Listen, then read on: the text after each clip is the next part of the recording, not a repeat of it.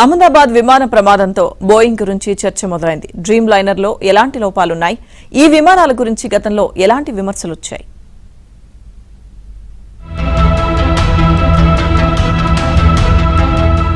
భారతదేశ చరిత్రలో ఘోర విమాన ప్రమాదం చోటు చేసుకుంది.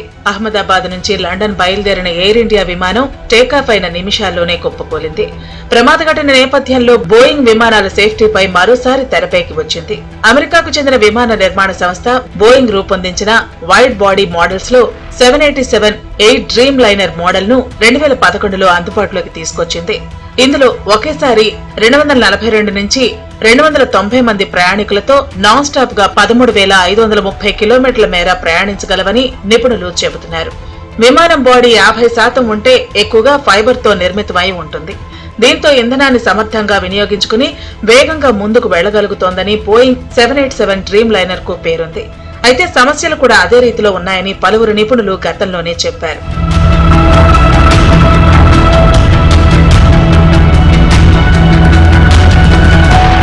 బోయింగ్ 787-8 డ్రీమ్ లైనర్ విమానం హైడ్రాలిక్ లీక్ సమస్యలతో పాటు బ్యాటరీ సమస్యలతో ఎమర్జెన్సీ ల్యాండింగ్ అయిన సందర్భాలు ఉన్నాయి.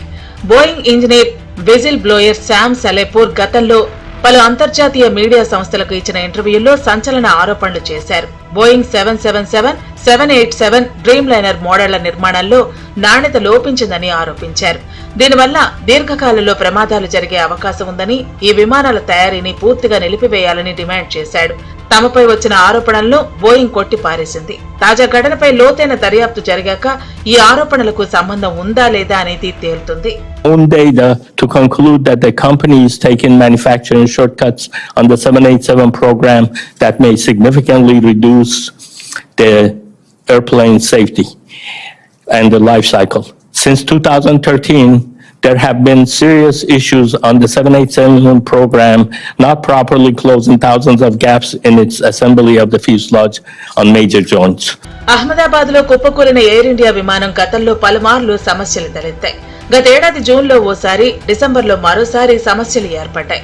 దీనిపై ఎయిర్ ఇండియాను డీజీసీఏ హెచ్చరించినప్పటికీ ఎయిర్ ఇండియా మాత్రం నిమ్మకు నీరెత్తినట్లు ప్రవర్తించింది. అలాగే ఇదే విమానం జూన్ 7వ తేదీన ఢిల్లీ నుంచి ప్యారిస్ వెళుతున్న సమయంలో సాంకేతిక సమస్య తలెత్తి విమానంలో మంటలు వచ్చినట్లు గుర్తించారు. దీంతో వెంటనే షార్జాలో అత్యవసరంగా ల్యాండింగ్ చేసి ప్రయాణికులను వేరే విమానంలో ప్యారిస్ కు తరలించారు. ఇదిలా ఉంటే ఎయిర్ ఇండియా విమానం ప్రమాద ఘటనను ఆకాష్ అనే ప్రయాణికుడు ముందే గ్రహించాడు. బోయింగ్ 787-8 డ్రీమ్ లైనర్ విమానంలో ఢిల్లీ నుంచి అహ్మదాబాద్ ప్రయాణించాడు. అయితే ఢిల్లీలో విమానం ఎక్కుతుండగానే ఏదో సమస్య ఉందని ఆకాష్ ట్వీట్ లో పేర్కొన్నాడు. అందుకు సంబంధించిన వీడియోను ఎక్స్ లో షేర్ చేశారు. But this AC is not working. Look at everyone, and it's so many people. They are using these magazines. AC is not working at all. And as usual, your TV screens are also not working. Neither this button for calling the cabin crew. Nothing is working. ఇక flight data, cockpit voice recorder, ACRS డేటాను పరిశీలిస్తే ఏం జరిగిందో తెలుస్తుందని మాజీ pilot ఎహ్సన్ Khalid తెలిపారు. ఒకేసారి 2 ఇంజన్లు పనిచేయకపోవటం ఉండదని, అలాగే పక్షి ఢీకొనటం వల్ల ఇలా జరగటం అరుదని అభిప్రాయపడ్డారు. పైలట్ మేడే కాల్ ఇచ్చారని, దాని అర్థం కాక్పిట్ లో వైఫల్యం ఉందన్నారు. अभी खबर यह है कि पायलट ने मेडे कॉल दिया था. इसका मतलब यह है कि जो भी फेलियर था वो पायलट के कॉकपिट में दिखा था. अगर वो दिखा था दैट मीन्स कि वो टेक्निकली उसमें वो फॉल्ट नजर आया और उसको ये लोग कॉम्बैट करते हुए एयरबॉर्न हुए. जो चीज मुझे नहीं समझ में आ रही है कि उनका लैंडिंग गियर क्यों डाउन था. అహ్మదాబాద్ విమాన ప్రమాదం లిఫ్ట్ ఆఫ్ ఫెయిల్యూర్ తోనే జరిగినట్లు అనుమానాలు వ్యక్తమవుతున్నాయి. టేకాఫ్ అయ్యాక 1000 మీటర్ల ఎత్తులో లిఫ్ట్ అప్ అవ్వాల్సిన ఫ్లైట్ నిర్వహణ సరిగా లేకపోవడంతో సమస్య తలెత్తి ఉండొచ్చని నిపుణులు భావిస్తున్నారు. ఎయిర్ లిఫ్ట్ కాకపోవడంతో పైకి ఎగరలేని పరిస్థితి, నేలపై ల్యాండ్ చేసే పరిస్థితి లేకపోవడంతో పాటు బయటకు దూకేసే సమయం కూడా లేకపోవడం వల్లే ప్రమాదం జరిగి ఉండొచ్చని అనుమానాలు వ్యక్తమవుతున్నాయి. మరోవైపు ఎయిర్ ఇండియా ప్రమాదాన్ని విచారణ చేసేందుకు ఏఏఐబీ డీజీ నేతృత్వంలో ప్రత్యేక కమిటీని ఏర్పాటు చేశారు.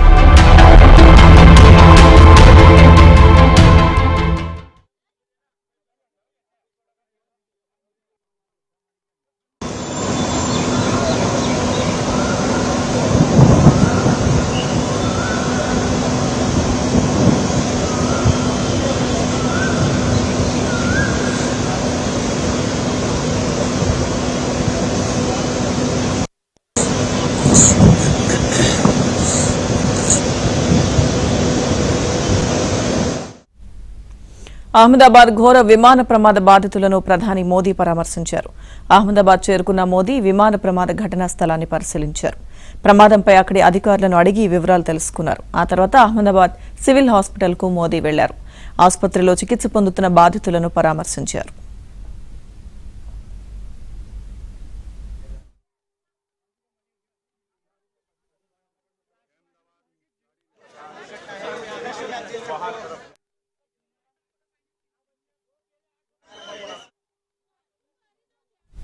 ప్రమాద ఘటనపై మోదీ ఎప్పటికప్పుడు పర్యవేక్షిస్తున్నారు. అహ్మదాబాద్లోనే కేంద్ర హోంమంత్రి అమిత్ షా, కేంద్ర మంత్రి రామ్మోహన్ ఉన్నారు.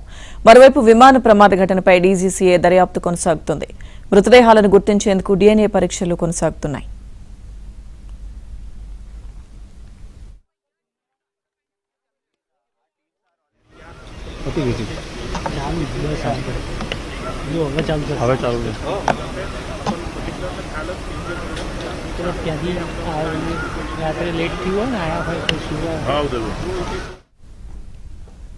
Air India Boeing dream liner విమానం కూలిపోయిన ఘటనలో 265 మంది దుర్మరణం పాలయ్యారు. అహ్మదాబాద్లోని సర్దార్ వల్లభాయ్ పటేల్ అంతర్జాతీయ విమానాశ్రయం నుంచి లండన్లోని గాట్విక్ వెళ్తుండగా ఈ ప్రమాదం జరిగింది. టేకాఫ్ సమయంలో సీట్ బెల్ట్లు పెట్టుకున్న ప్రయాణికుల మృతదేహాలు భారీ ప్రమాదంతో కాలిపోయాయి.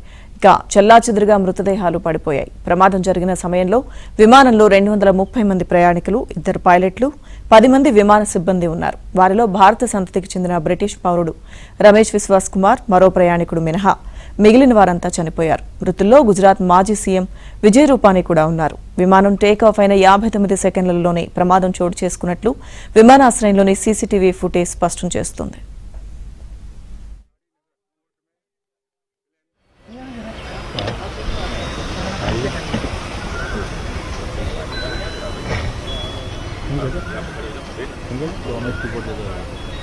डोमेस्टिक पर जो है वो यानी बैठी नहीं बोल यानी आने कल चलता है.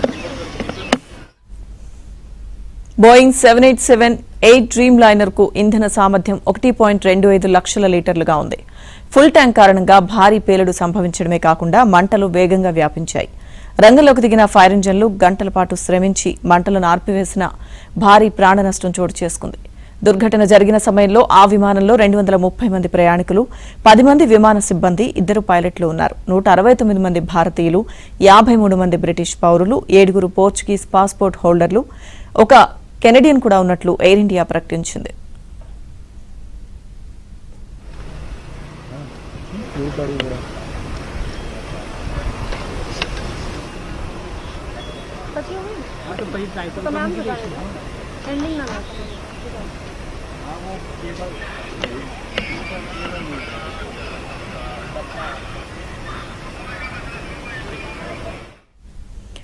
విమాన ప్రమాద స్థలాన్ని బ్రిటన్ ఏవియేషన్ అధికారులు, ఎయిర్ ఇండియా అధికారులు పరిశీలించారు.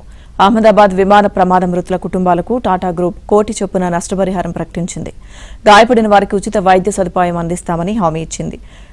ఇక విమానం కూలడంతో ధ్వంసమైన బీజే వైద్య కళాశాల హాస్టల్ భవనాన్ని పునర్నిర్మించి ఇస్తామని పేర్కొంది. ఈ మేరకు టాటా సన్స్ చైర్పర్సన్ చంద్రశేఖరన్ ప్రకటన విడుదల చేశారు. మృతుల కుటుంబాలకు ప్రగాఢ సానుభూతి తెలిపారు. వారికి సహాయం అందించడంపై దృష్టి కేంద్రీకరించామని, ఇందుకోసం ప్రత్యేకంగా సిబ్బందిని నియమించామన్నారు. ఘటనా స్థలంలో సహాయ బృందాలతో కలిసి పనిచేస్తున్నామని తెలిపారు.